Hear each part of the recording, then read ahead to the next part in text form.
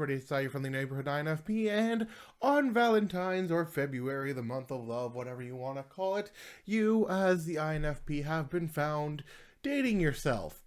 That is to say, you've been found dating another INFP, which might as well be dating yourself. At least that's how I see it, because you're going to be so synchronized with each other. You're going to be kindred spirits. You're going to be like those two-headed humans before Zeus split them apart in Greek mythology because he was scared of them due to whatever reasons.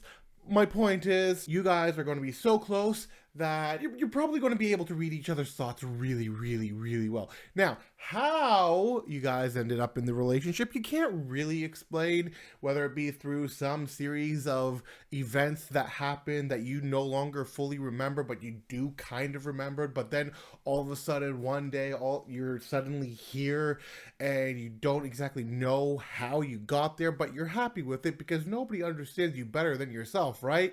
That is to say, better than the person who you ended up with, who might as well be yourself, which is technically the other INFP.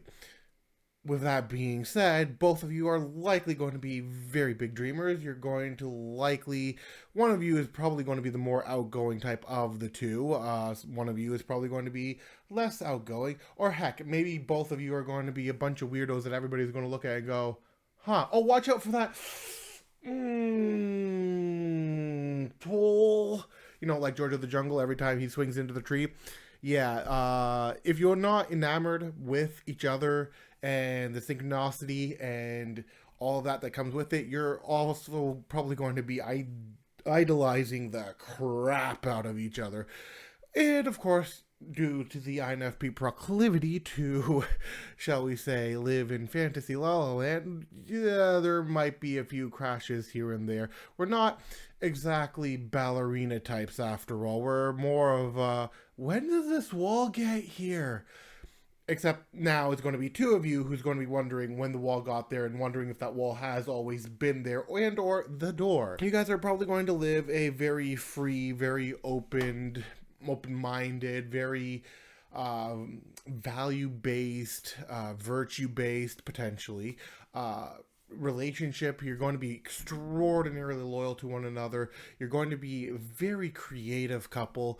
You're also going to have, like, due to the fact that you're able to understand one another really, really, really well due to being of the same type.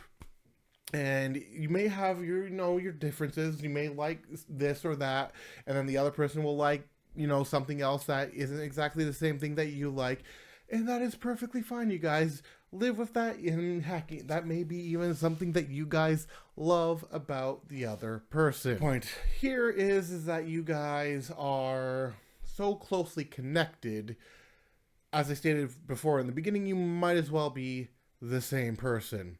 Not only that, when you guys do decide to go out, which can be, whenever you have the ability to or desire to, because honestly, the two of you are going to have, I would say, maybe one of two modes. Either you're going to be extraordinary homebodies, or you're going to enjoy trying out new places. In either case, amongst the two, you would also have, if you're a geeky pair, you would, of course, have the conventions that you may go to, or events you may go to, concerts you may go to, and you both are going to be extraordinarily passionate towards each other. Like, I don't think people realize the level of passion an INFP holds within them. Now imagine an INFP with that level of passion with another INFP with a similar level of passion. You ain't just starting a fire, you're starting a massive freaking bonfire. You're talking about a kind of bonfire that a redneck would go and go, well, dang, ain't that a bonfire? You guys have really strong chemistry, to the sense that as soon as you're together, just the passion. Now, with that being said, other people may look at you apprehensively towards this passion. They may not know how to deal with this suddenly unlocked passion that you guys suddenly have towards each other. And even though I did say in a previous video that INFPs and ISFJs aren't exactly PDA,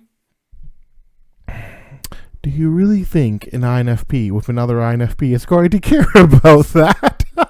PDA? Oh, they will definitely show you PDA. Because here's the thing, the world around them will vanish, and the only thing they will see is the other person in their eyes as they live some kind of weird fantasy with each other, and other people walking by will feel either really jealous, really nervous, really concerned, or weirded out by it, or, shout to get a room while also feeling, once again, really envious about what you guys are having.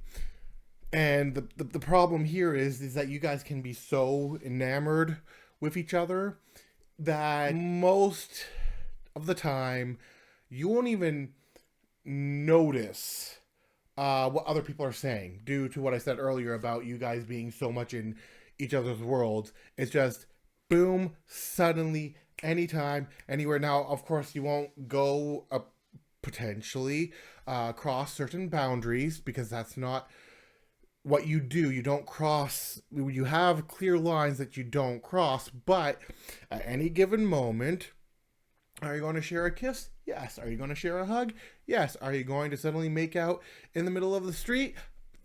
Potentially. Depends on what the other says. If that turns on the other, and then suddenly, bing, bang, boom, you're having a heavy makeout session looking for the next motel room, potentially, to get into. The point here is that you guys are going to be extremely infatuated with each other.